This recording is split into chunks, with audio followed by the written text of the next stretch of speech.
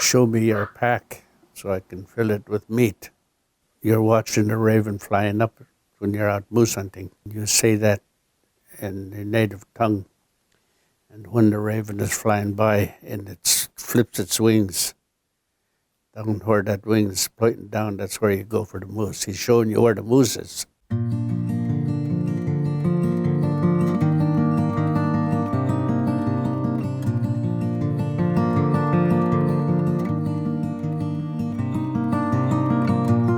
My name is Donald E. Charlie. I live in the community of Nenana. I have several capacities I cover there. Every spring, we know the king salmon is coming up because seeds from the cotton tree start flying around. Then the fish is here. I used to fish with fish oil, and our fish box, holding box, would overflow, and the fish would just jump out and continue swimming upriver. But at that time, we'd probably get 500-600 fish a night, salmon.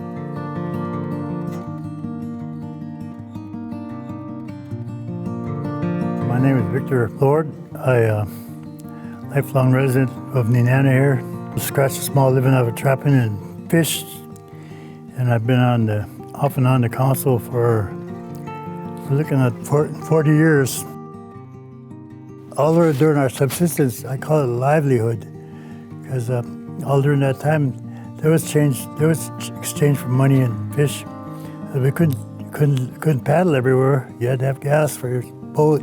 You had to have a little rice for your fish, crackers for your soup, butter for a taste. Subsistence people were declared subsistence for Alaska Native and miners. Yeah, it never hit my vocabulary till the commercial fishing started. Fish that we used to get here, I say used to because it's kind of changing now, is the king salmon. There's a big thing you get ready for the king salmon. And it just fits with nature for us, like God had a plan for us. Or, we didn't invent the fish wheels, but we sure adapted to it real quick. You got to cut poles, build your wheel. You cut your poles, and it's the only time, it's two-week time of the year that you peel real good. So you build your wheel, and everything's peeled, extra parts for your wheel, and boom! When that's dried out and done, it's ready to put in the river and turn. The fish are here. There's timing. Boom, boom, boom.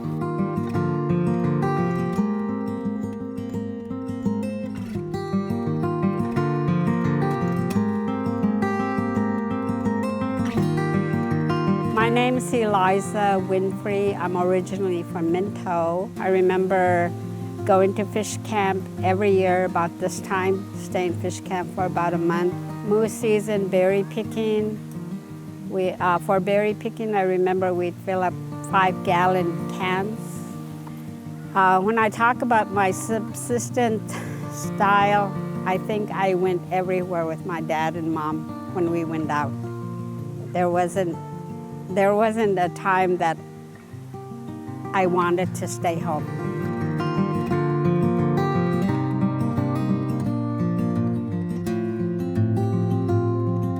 My name is Jeanette Purrier, and I've been here in Nenana. I have married, had kids here, lived here all my life.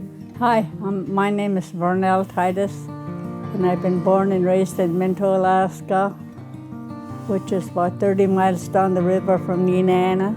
I remember my mom used to stay up, we stayed in fish camp, she used to stay up all night till about 2 in the morning, just cutting fish, her and my auntie Elsie John. Cutting fish, and me and my brother haying the fish for them.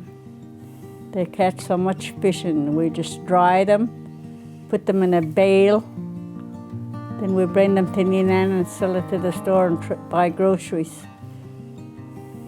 Right now we can't do that. It was a beautiful time in our lifetime that we got to do that, live off the land. Now we have to go to the store for every little thing. And we can't live off the land anymore, and that's not good for us elders. Mm-hmm. Now we can't even fish. The land is eroding. I've seen probably over 100 feet of ground washed away by the river.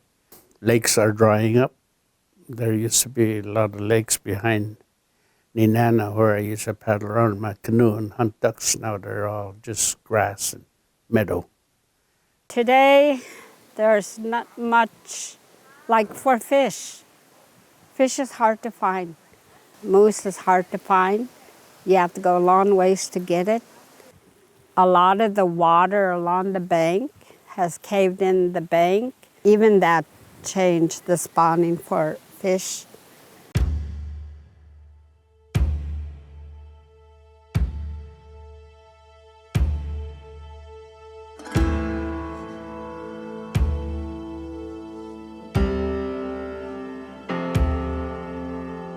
I had previously talked about the decline in some of the species of salmon. And for example, the Chinook or the king salmon, in my Quechin language, we call it Lucho. I would say they are a species in peril, and it breaks my heart to say that because they're probably, like for me, one of the most sacred species. We really rely on these different species, and we see this changing environment. Everybody should be thinking about salmon, our river systems, and the role that Indigenous peoples, specifically Alaska Native peoples, have to contribute to keeping our land animals, fisheries healthy. I'm Eva Dawn. I'm from Nenana and Manly Hot Springs. If we're thinking about food security, that's monitoring the environment for change and also thinking about where we might be able to harvest traditional resources from, looking at the changes in habitat that the game animals that we harvest, what are the changes in habitat and how are they migrating? For example, the caribou are migrating right now from the Hall Road over onto the Elliott Highway. And so just this morning I was able to see pictures of a bunch of caribou. So thinking about changes like that, like how are the caribou changing their migratory path is one way.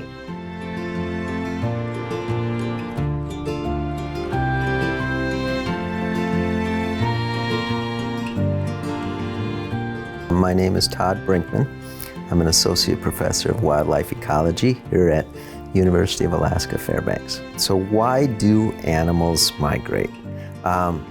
Mostly because they are seeking out different resources during different seasons. So there's certain habitat types that have good quality habitat for the summer, and then there's other habitats that are better for them in the winter. So the factors that would lead a moose to migrate are seasonal changes. Basically, salmon are born in the river systems or in a spawning area, like an offshoot of a river or in a stream. And it depends on the species of salmon, but the ones that I grew up fishing for, king salmon, Chinook, or chum salmon, they're born and then they swim out to the ocean and they spend, I think, around 7 years getting their food and growing up out in the ocean. If the salmon don't reach their spawning grounds and they don't actually lay their eggs, then the population, the numbers are depleted, right? Because there's not as many salmon out there in the rivers and the oceans. Fish have agency, or they are a being with agency. And so, they gift themselves to you, but if you're not able to fish, you're sort of breaking a really sacred relationship that has existed since the beginning of time. Subsistence is very healthy for the native peoples of Alaska, because we all been born and raised, and we all been raised up on that kind of food. I wish the kids would just understand that right now all over. I wish they could understand that, what this really means to us, to them and us nowadays, that everything is going away but they gotta keep trying to look forward and living like like we used to live, you know.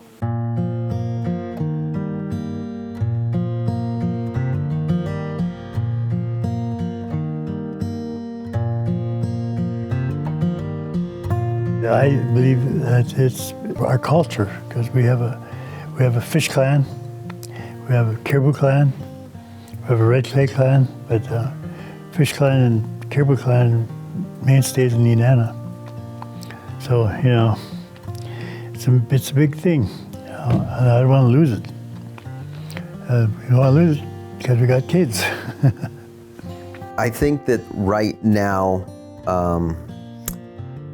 the best use of drones is to get a really good understanding of habitat characteristics. But at the same time, I would say, really be careful with use of drones. In Alaska, we have a ton of people in small aircrafts.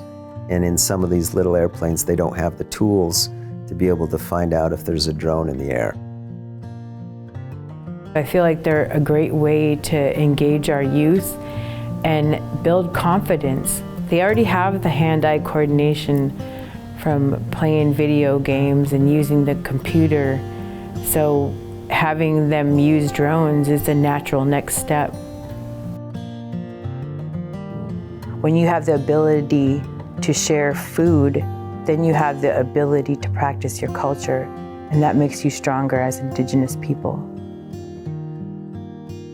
Salmon are like, I always say they're like at the center, right? Like humans rely on them, but everything else relies on them. They're like the keystone species for a whole ecosystem.